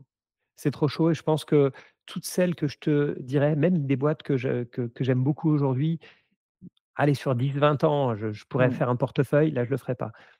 Donc, pour jouer safe, d'un certain côté, je sais que dans ta communauté, c'est pas forcément c'est ce qu'ils considéraient comme le plus safe, mais je mettrais quand même de l'or, tu vois? Ouais. Parce qu'en termes de préservation du capital, tu vois, je pense que ça va. J'arriverai à en retirer quelque chose quoi qu'il se passe, même s'il y a eu, 2-3 bombes atomiques de tirées ou peu importe quoi, tu vois? Je pense que ça vaudra toujours, quelque chose. Hem Et puis après, bah, franchement, je crois que la bourse, je mettrais une bonne moitié, quoi. Hmm. Tu vois, un ETF, je prendrais un ETF monde pour pas avoir à trop parier sur les États-Unis. Ouais. Comme ça, Ok. parce que c'est vrai que pareil, 50 ans, Il peut y l'hégémonie avoir une américaine, transition. Ouais. ouais, il peut quand même y avoir un bon début de transition. Donc je prendrais un MSCI monde. Je serais forcé aussi, je prendrais un truc sur la Chine. Ouais. Tu vois? Je serais obligé de mettre un ETF Chine, Ouais. avec, puis franchement, avec ces 3 actifs-là, j'ai même pas envie de te dire des obligations, j'ai même pas envie de te dire le reste. Allez, parce que je suis avec toi, je dirais que j'aurais une petite poche, crypto, Ah. et ouais, sérieusement, sur 50 ans, je dirais que j'aurais une petite poche crypto juste pour que, d'ailleurs, c'est ce qui m'a fait investir dans la crypto au début, hein. C'est que je me suis dit, heu, j'ai une fille, tu vois? Je me suis dit: «C'est pas possible que dans 20 ans, ma fille me dise: "Mais attends, tu étais dans la finance, tout ça et tout, et tu as même pas mis de billes dans Bitcoin", ou peu importe quoi. Et c'est ça qui m'a fait, m'intéresser il y a quelques années, et mettre un petit peu. Donc, ouais, après, comme je suis pas forcément bon, bah, j'irai sur les principales, quoi. Bah, surtout sur une échelle de 50 ans, dans Ouais, un ouais, écosystème qui existe depuis une dizaine d'années, ouais, vaut mieux rester. Et pour, ok, donc exposition à la Chine, MSCI, or et un peu de pas crypto. d'obligation, Ouais. pas de trucs comme ça, pas Et pas pas spécialement d'immobilier ou autre, pas ouais, d'immobilier? Ok. non, je pense que la démographie, ça peut rester un problème. Je ne saurais même pas quel type d'immobilier ni où. Hmm. Parce que l'immobilier, tu peux te prendre, si tu décides de le faire en Europe et que l'Europe, ah bah, on perd, ne serait-ce que 5 d'habitants, je veux dire que sur l'immobilier, ça fait mal, hein. Quand tu as des maisons, Ouais. en vente depuis 4 ans parce qu'un village se dépeuple, c'est violent, quoi. Ou alors, si je devais le faire, je prendrais dans une ville, un Paris, New York, une Ouais. méga capitale, quoi, en plein centre, le mieux situé possible. Mais même pas, là, je dirais que non, ce que je te dis, ça me va. Ok. Et si on fait du coup l'exercice sur plutôt une quinzaine d'années pour quand même avoir des petites infos, stocks, actions, si voilà, tu dois faire ton portefeuille sur maintenant une quinzaine d'années, qu'est-ce qui Bah, tu changerait? vois, ce qui change, sur 15 ans, je vire l'or. Ok. Sur 15 ans, je vire l'or. Sur 15 ans, je mettrais, ouais, je partirais quand même sur des ETF en grande partie.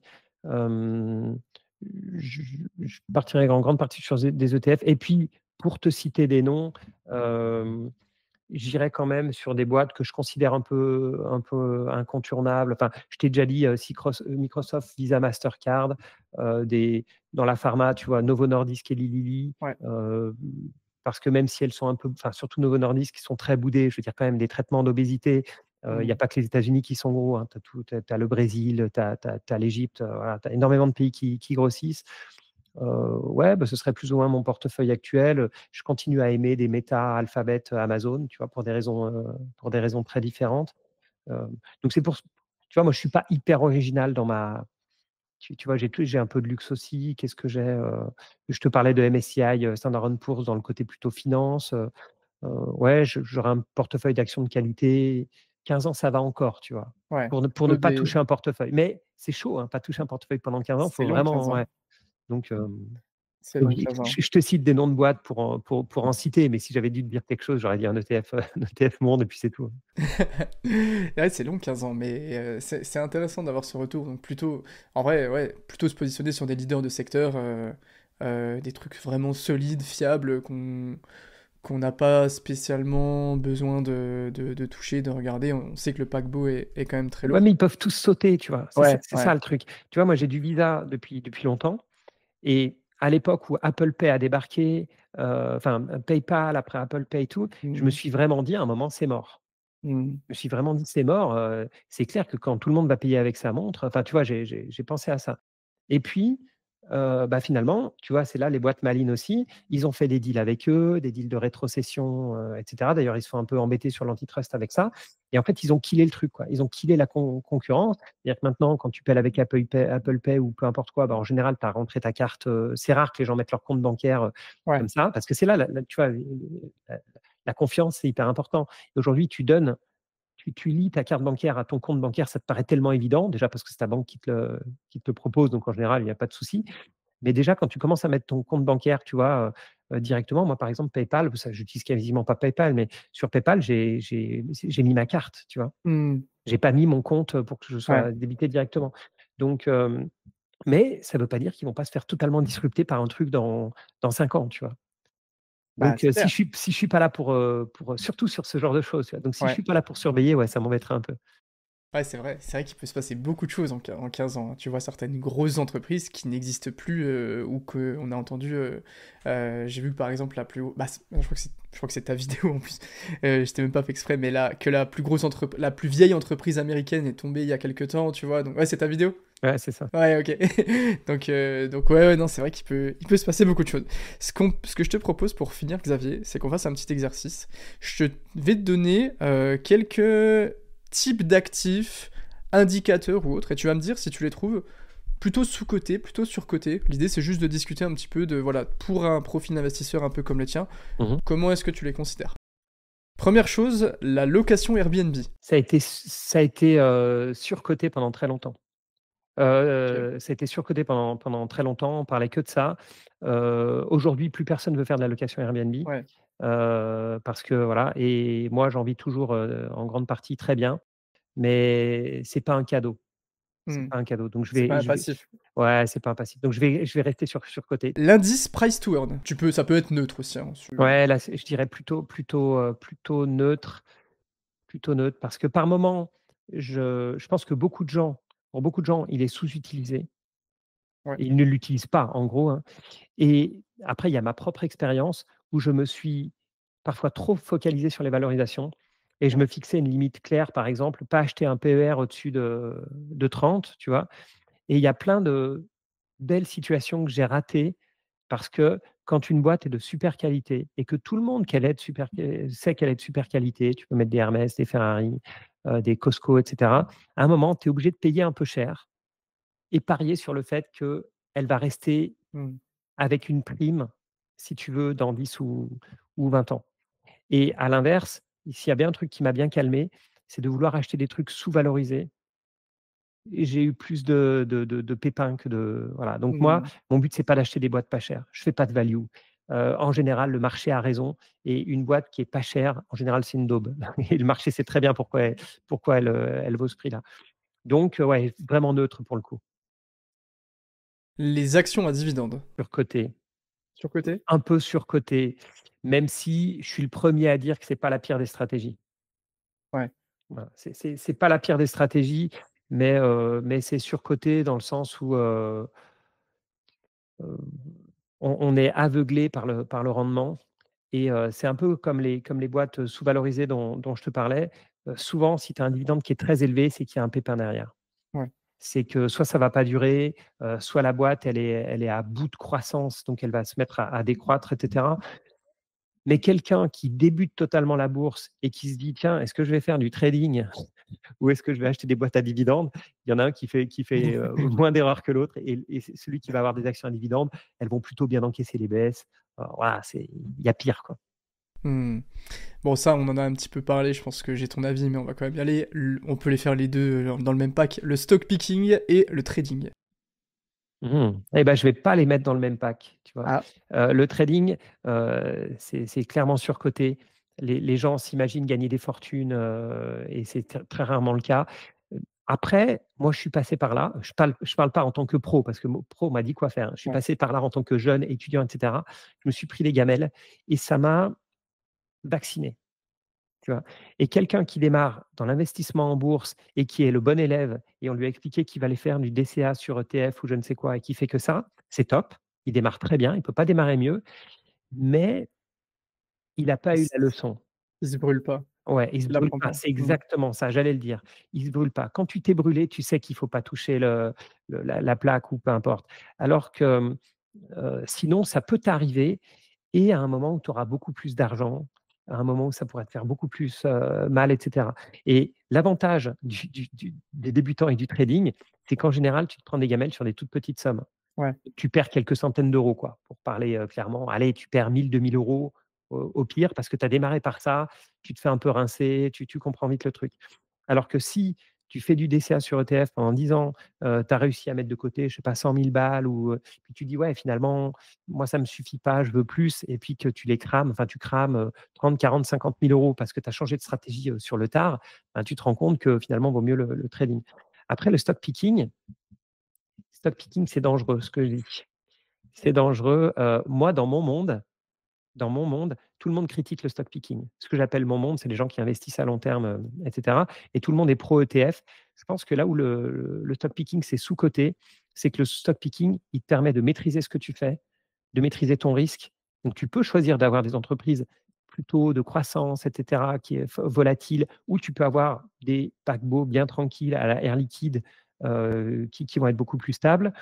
Tu peux choisir, voilà, tu as une notion de choix, tu connais beaucoup mieux ton portefeuille, donc si tu le connais bien, tu peux mieux réagir en temps de crise. Tu apprends énormément en faisant ton portefeuille. Mmh. Je trouve que même si à la fin tu bats pas le marché, parce que honnêtement, à partir du moment où tu es assez diversifié, où tu as 20 actions en portefeuille, tu vas à peu près suivre l'indice, tu vois? Ouais, tu vas faire 1 ou 2 au-dessus ou 1 ou 2 en dessous. Mais si tu as des américaines, des européennes dans plusieurs secteurs et tout et je trouve que ça apporte tellement à côté que, bah, finalement, il y a pas mal de gens qui pourraient faire du stock picking et qui, ne veulent absolument pas le faire parce qu'aujourd'hui, c'est le diable, c'est un truc qui va te ruiner, comme le trading justement. Tu vois? On met trop souvent Mmh. les 2 à côté alors que c'est pas forcément le cas. Les 2 permettent d'apprendre, en fait. Le trading en partant du principe que tu vas te faire démolir, mais que tu vas justement apprendre de ça. Le stock picking en partant du principe que tu vas de toute façon, au final, tendre vers, l'indice et donc que tu vas par contre avoir beaucoup plus de connaissances, de volonté d'aller un peu plus loin parce que, ben, si tu prends un peu de S&P, tu n'as rien à apprendre. Si tu vas regarder un peu les valos, les rendements et cetera, tu vas peut-être, plus Je apprendre. te donne un exemple, de tout bête, hein, c'est aujourd'hui sur les droits de douane. Si tu investis Ouais, en ETF, tu vois? Tu te dis: «Mais l'autre, là, aux États-Unis, s'il met des droits de douane de 20 c'est la fin de l'économie mondiale» et cetera. Tu vois? Tu as un côté un peu quelqu'un qui n'a pas fait le boulot au départ, qui a juste investi basé sur ETF DCA, tu vois? C'est cool, hein, à nouveau, c'est cool. mmh, Mais comme il a aucune démarche intellectuelle à part que ça a bien marché dans le passé, c'est ça en général, hein. Et puis là, il se dit: «Ouais, mais c'est différent cette fois, machin et tout». Il commence à paniquer, au vendre au pire moment et tout. Il y a plein de gens, hein, qui font ça, je vois à chaque fois. Alors que si tu as ton portefeuille que tu connais, ben, tu fais comme moi, tu regardes tes positions et tu dis: «Bon, bah, j'ai du Berkshire Hathaway, ben non, là, j'ai du Investor AB, j'ai du Microsoft, du Visa, du, je sais pas, Booking, et cetera», tu vois? Et Bah, ouais, ça c'est bon, ça c'est bon. Ah, celle-là, elle est un peu à risque, ouais, celle-là, elle est beaucoup à risque, celle-là un peu moins, et cetera, et tu maîtrises, tu vois? Et quand tu as Trump Mmh. qui parle des droits de douane, tu es pas en train de paniquer en disant: «Ah, c'est la fin du monde, mon S&P 500, il va s'effondrer ou mon ETF monde», et cetera. Toi, tu as un côté où tu sais ce que tu fais. Ouais, t'as de la flexibilité, t'as de la l'action, tu peux prendre action à la suite de tout ça, ce que tu ne peux pas faire, parce que t'es trop dépendant. OK, intéressant. Il en reste 3, 4. Les ETF thématiques. Bah, ça, c'est surcoté clairement, ça a jamais vraiment gagné d'argent ces trucs-là, Mmh. c'est toujours lancé au pire moment pour choper les modes et pour choper, bah, c'est un peu ce qu'on disait, voilà, choper un flux au moment où il arrive et c'est trop tard, quoi. Les investissements alternatifs. Donc, je sais pas, l'art, le vin, les cartes Pokémon. Je pense que c'est bah, soit les gens n'en font pas et pour ceux qui en font, je pense que c'est un peu surcoté. Je suis d'accord. Parce que moi, j'en fais pas, donc ce serait sûrement bien pour moi, tu vois, de faire des montres ou peu importe, des cartes Pokémon. Mais de toute façon, si tu es pas passionné, tu le feras pas Ouais. et donc comme par défaut, c'est un truc de passionné, bah, les gars, ils ont l'impression qu'ils ont des bouteilles de vin à 1000 balles et que ça elles vendront tout le temps 1000 balles. Tu vois, moi, j'ai un petit doute comme pareil pour les cartes Pokémon, pareil. En Mmh. plus, c'est souvent très générationnel, tu vois? Ouais. Donc les cartes Pokémon, c'est cool, mais tu vas vendre à une certaine génération qui va vieillir et d'ailleurs, ça c'est un sujet pour toi, mais pour une autre fois, enfin pas forcément avec toi, mais une petite graine que je plante dans ta tête et celle de ton audience, c'est que les cryptos, tu vois, c'est vraiment une tranche d'âge. C'est une Mmh. génération, d'accord? Il y a une génération crypto. Je pense qu'à un moment, il y aura un désintérêt des cryptos par la nouvelle génération, qui se diront: «C'est le truc de mes parents», tu vois? Et Intéressant. c'est le truc de mes parents, ils passeront à autre chose. Parce qu'eux, ils se diront: «Ouais, bitcoin, consommation d'énergie, proof of work, bla. Non, ça m'intéresse pas». Donc eux passeront à autre chose. Donc je pense pas du tout que les cryptos n'ont pas d'avenir, mais je pense que ça va se vendre, tu vois? Que les cryptos vont vieillir avec leur audience. On le voit bien, hein, ceux qui ont passé un certain âge n'ont pas accroché.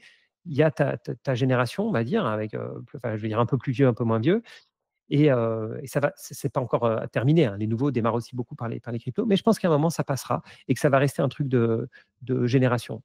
Voilà. Je suis d'accord avec toi, ouais. Et c'est surtout que beaucoup de gens se brûlent sur les cryptos et on sent que c'est tellement cyclique parce qu'il y a tellement un désintérêt de marché parce que c'est très violent.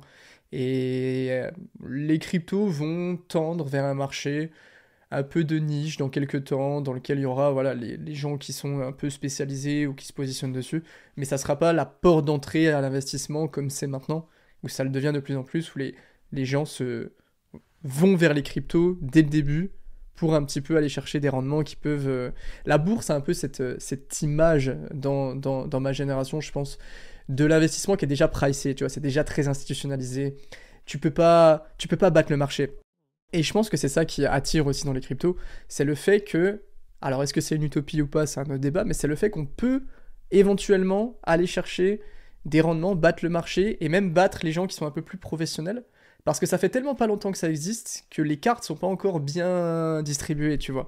Et quand les cartes se distribueront, quand il y aura aussi beaucoup de pertes qui auront été engendrées, là ça va tranquillement tendre vers un bourse de 2.0, tu vois, avec des analyses différentes. Je suis d'accord avec toi. Et j'en ai deux. Ah non, j'en ai oublié un. Bitcoin. Forcément. Bitcoin et les crypto-monnaies. Tu peux scinder, tu peux faire un pack comme tu veux. Ouais, c'est pas évident. Moi, comme je suis pas mal dans ce monde de finance, moi, j'aurais tendance à dire, ça va pas te plaire, mais j'aurais tendance à dire surcoté parce Mm. que je trouve que, pour moi, ça reste un actif alternatif. C'est-à-dire que et ce que je souhaite d'ailleurs aux cryptos, c'est que, comme tu dis, au lieu que les gens rentrent par la crypto, se brûlent les ailes et vont se diversifier après ailleurs, dès qu'ils ont un peu plus d'argent, bah, ils commencent peut-être, bah, l'IMO, c'est trop cher, hein, pour beaucoup de ta génération, mais donc ils vont après sur les actions, et cetera. Moi, je trouve qu'il serait hyper sain, c'est que le mainstream aille dans la bourse ou autre, peu importe, et qu'il se diversifie et que tout le monde ait 5-10 en crypto. Ce qui serait en termes de flux d'ailleurs beaucoup plus puissant que d'avoir une petite communauté qui veut avoir 100 puis qui se fait claquer, enfin tu vois, donc moi je dirais surcoté parce que je trouve qu'on en parle trop dans certains domaines ou dans certaines tranches d'âge et pas assez et c'est sûrement sous-coté, chez d'autres personnes et j'aimerais bien le moment, ça commence à le devenir, bien sûr, avec les ETF et tout ça, où ça devient vraiment une partie du paysage, beaucoup plus voilà, et je sais que les puristes, ils veulent pas ça, ils veulent pas que ça devienne partie du paysage. C'est un côté un peu anarchiste, voilà, maximaliste et cetera. Mais moi, c'est vrai que ma vision, c'est que c'est une bonne classe d'actifs alternatifs. Bah, je suis d'accord avec toi. Non, honnêtement, en fait, le problème des cryptos, c'est qu'on en parle beaucoup trop. C'est tout, en fait, c'est qu'on en parle beaucoup trop. Et que du coup, ça crée beaucoup trop d'attentes. Et que les attentes sont souvent pas matchées. Et donc, ça crée beaucoup de déceptions. Et du coup, les cryptos devient un marché de déception parce qu'on en parle, on en parle, on en parle. Des gens vont se créer des attentes de multiples absolument aberrants. Et j'en ai vu, tu vois. Surtout dès qu'on a des périodes de marché, j'ai déjà eu des commentaires de oui, x5 sur Ethereum, c'est ridicule, ça ira beaucoup plus haut, tu dis n'importe quoi. Ouais, Et tu te dis, mais les mecs, vous vous rendez compte ce que c'est un x5? C'est complètement lunaire. Et le problème voilà, c'est que ça a créé beaucoup trop d'attentes qui, je pense, vont être fracassées dans les prochains mois, les prochaines années, parce qu'on va se rendre compte que c'est un marché financier qui, en plus, avec des gros joueurs qui sont en train de rentrer, donc les multiples vont de plus en plus disparaître, il y en aura encore. Et au bout d'un moment, peut-être que ça se stabilisera en se disant, ok, c'est une classe d'actifs risquée, plus risquée que la bourse, avec ses avantages et ses inconvénients. Mais je suis d'accord avec toi sur l'aspect, et aussi sur le fait que, bon bref, c'est pas le sujet, mais sur ce débat de Bitcoin doit être décentralisé, etc., qui pour moi est un mythe de cypherpunk, anarchiste, etc., de puriste en fait. C'est une croyance, c'est une volonté, mais dans la réalité, ça se matérialisera pas comme ça, c'est sûr et certain. Et on finit avec le... Tu m'avais parlé des monnaies, c'est intéressant d'ailleurs, je voulais t'en parler à ce moment-là, mais c'est parfait qu'il tombe. Le franc suisse. Est-ce que tu penses qu'avoir une partie de ces réserves, de son cash en franc suisse, reste toujours très safe, très suisse en fait? alors, le problème du franc suisse, et les Suisses le savent très bien, c'est que pour investir en franc suisse, ça veut dire que soit tu laisses de l'argent dormir en Suisse, d'accord, sur un compte, soit tu l'investis dans des obligations suisses, soit tu l'investis dans des actions suisses. Ok, parce que si tu ouvres un compte chez Swissquote en Suisse et que tu achètes après des actions américaines, ça ne marche pas, hein. Tu vas être exposé au dollar. Hmm. Je préfère le dire. La Suisse, moi j'ai bossé en Suisse, donc j'ai encore des actifs en Suisse, etc. Donc je vois très bien. Le franc suisse, il s'apprécie régulièrement. Ça, c'est une réalité. C'est-à-dire que comme c'est un pays qui est mieux géré, avec une monnaie mieux gérée, le franc suisse s'apprécie de 1, 2, 3% par an. D'accord. Donc ça c'est vrai. Mais là où c'est un piège, si tu veux, c'est qu'aujourd'hui, si tu places de l'argent dans le dollar en monétaire, tu vas quasiment avoir du 3%, alors que si tu le places en Suisse, tu vas avoir du 0%. Donc en fait, ce que tu gagnes d'un côté, tu perds de l'autre. Même chose sur les obligations. Les obligations suisses vont te rapporter beaucoup, beaucoup moins que les obligations d'autres pays. Donc, en fait, tu vois, ça a un coût. Ça a un Hmm. coût. C'est pricé, si tu veux. Voilà, c'est le monde de la finance, c'est pricé. Donc, ce que tu gagnes d'un côté, tu le perds de l'autre. Et après, éventuellement, les actions suisses. Mais tu sais, les actions suisses, il y en a très peu. En gros, tu avais, un peu de pharma, tu as du Nestlé, et puis tu as quelques banques. Bon, voilà, à moins de vouloir acheter du Roche, Novartis, Nestlé, enfin, tu vois, tu as 5-6 grosses boîtes. Mais bon, c'est pas non plus une diversification de malades, tu vois ce que je veux dire? Mais moi, ce que j'adore dans ce pays, c'est la stabilité. Mais voilà, il faut savoir que stabilité veut dire moins de rendement. Ce que tu vas gagner Hmm. au taux de change, tu vas le perdre. Mais après, c'est une réalité, hein, que le franc suisse, c'est une des meilleures protections pour quelqu'un qui voudrait avoir du cash et qui aurait peur de l'endettement dont tu parlais tout à l'heure. Là, c'est sûr que la Suisse, chaque ville, à chaque fois, ils te font croire que le budget va être un peu juste, etc. Puis finalement, ah, on a un excédent budgétaire. Tu vois, ils te font le coup chaque année. Ah, faire des travaux là, à tel endroit, ça va pas. Je sais pas, faut voir, etc. Puis, ah, encore un excédent budgétaire. Donc c'est un pays qui est qui a une gestion, mais c'est un modèle pour le monde entier. Mais bon, ils sont petits, ça aide pas mal. C'est pas que ça, hein, mais Ah, tout est fou en Suisse. ouais. Ils ont pensé à tout, t'as l'impression. T'arrives à côté du magasin, t'as le petit crochet pour accrocher le chien. Tu te dis, mais comment ils ont pensé à ça alors que tout est déjà propre? Mais donc, ouais, alors, pour quelqu'un qui garde du cash en euros ou en dollars, ce qui est à ne pas faire, on peut se mettre en francs suisses. C'est ça une plus-value, mais par contre, c'est pas le remède magique à tout et c'est pas forcément. C'est pricé en fait. C'est comme tu Ouais, l'as mais dit. après, Voilà, c'est un truc de survivaliste pour moi. Tu ouais. vois, dans le sens où, si non, mais, ouais, je sais pas, collapsologue, bon, bref, quelqu'un qui attend une monstre crise, et voilà, c'est pas mon truc, moi je suis investi, mais quelqu'un qui attendrait une monstre crise, bah, pourquoi pas mettre ça sur un compte en francs suisses, et puis peut-être qu'un jour l'euro, le dollar ou les actifs de ces pays-là, bon bref, vont s'effondrer et toi, tu auras toujours ton compte bien géré, bien protégé. Enfin voilà, tu auras pas beaucoup gagné dessus, mais ton argent sera là, quoi.